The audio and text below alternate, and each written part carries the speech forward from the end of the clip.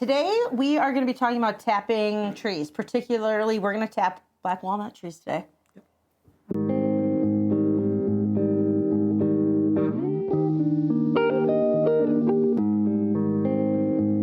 We're talking to my husband, Matt, today. He's in charge of tapping season. We're going to split roles. I'm going to be the assistant today.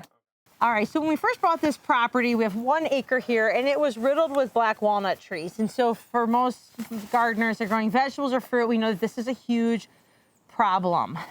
So we removed several of them, but what happens is that root emits something called zhonglong, and it will kill your vegetable plants, fruit trees. And so even after removing the trees and pushing them back away from our vegetable growing area, for a couple of years after, I would still see, I'd come home, walk through my garden, and you'd see where this root would go through the garden because my plants would be flopped over and struggling.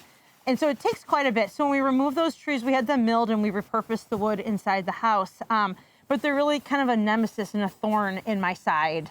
Until at one point in time you were experimenting and he's like, we can tap these black walnut trees. I walk outside, I'm like, where's Matt? This is a habit, I lose him sometimes around here.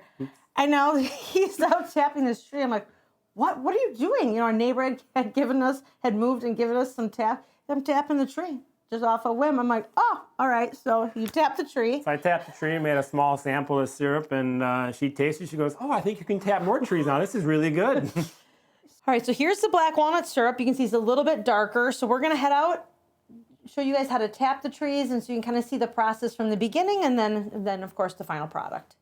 So in the summer months, I have a leaf book it's tree book, identifier book, and I know from the leaf of the tree that I identified them in the summer with I put a red dot on these. You could tie a ribbon on them. You could do whatever you wanted to do. Identifying them now with no leaves on them is a little more challenging. So identifying during the summer months is the easiest. So that's what I did. So that way I know what trees I need to tap when sap season comes. So it's like go time. You want as much ready ahead of time as possible. So it's a good activity to do in the fall. And plus it gives you a little chance to learn about your property. You know, there's a lot of different type varieties you can tap. So maybe you'll find an added bonus of something you didn't realize on your property. So we harvest sap out of the tree. Some trees would make a quart per day. Some trees would make 5 gallons of sap per day. And then we would store, like I said, we would store the sap in order to keep it cold before we'd boil it. And then as you boil it down, you make syrup. So on walnut sap, it requires about 50 gallons of sap to make 1 gallon of syrup.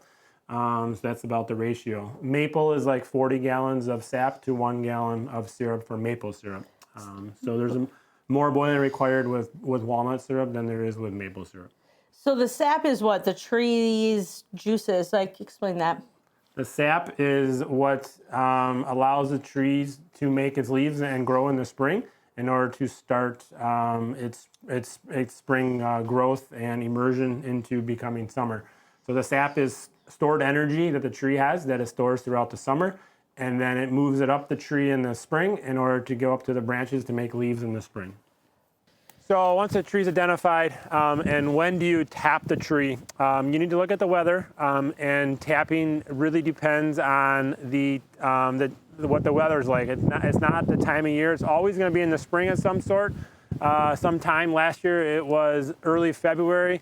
This year we're late February. The weather in the next 10 days looks nice, favorable, meaning above freezing during the day and below freezing at night. So what happens is that when the tree freezes, it contracts, and when it heats up during the day, it expands.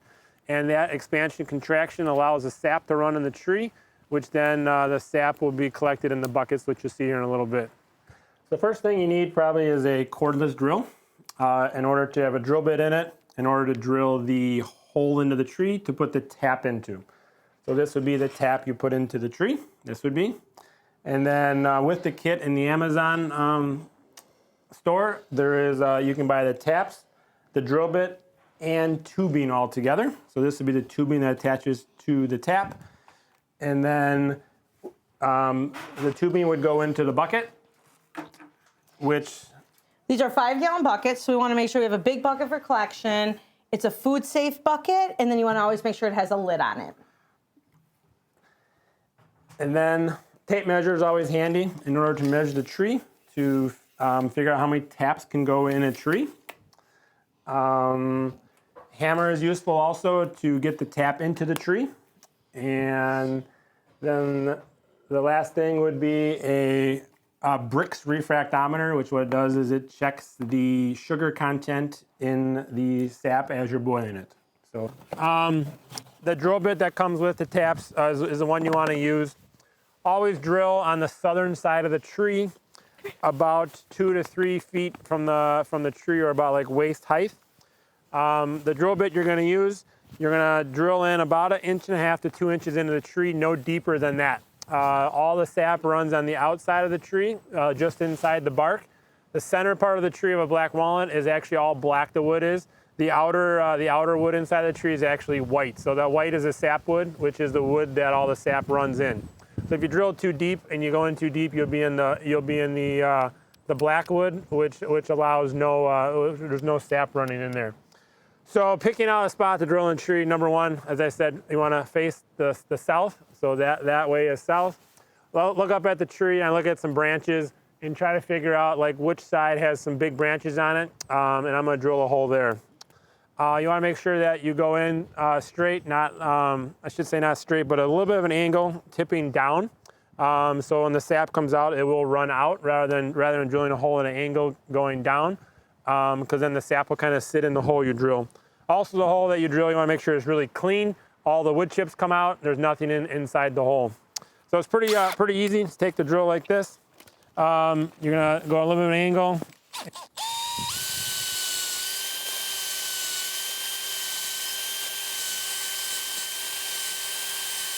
I usually drill like in between the grooves of the bark, so a little bit easier. But you want to make sure you clean it out really well also, that there is no wood chips or shavings in there. In order to get the tubing onto the tap, I have the tubing soaking in some warm water in a thermos, so that the barbed end on the tap, the tubing will go on easier. Otherwise, it's so cold today, it won't really go on there. So, putting this on. It is easier to put on now rather than once the tap is in the tree, because when the tap is in the tree, it's hard to reach it. And also pushing on it like this, putting a tubing on there, can disrupt the tap in the tree. So I like to put it on before. The tap here, I gotta find my hole right here. We're gonna start to tap in there a little bit.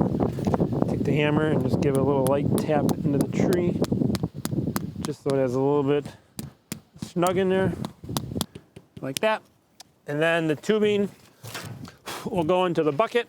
I'm just gonna cut it off a little bit long, like here.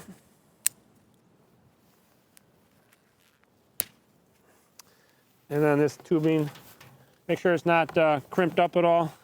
Nice straight flow. And then you gotta put it in the bucket. The hole drilled in the bucket lid is very important that it's tight fit, so that no water or bugs will get in there. And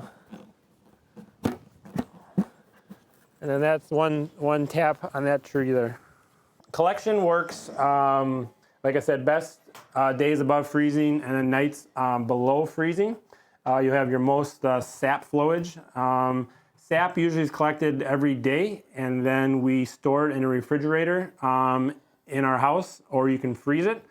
You do not want to let it to get warm, because the sap can actually spoil once it's out of the tree.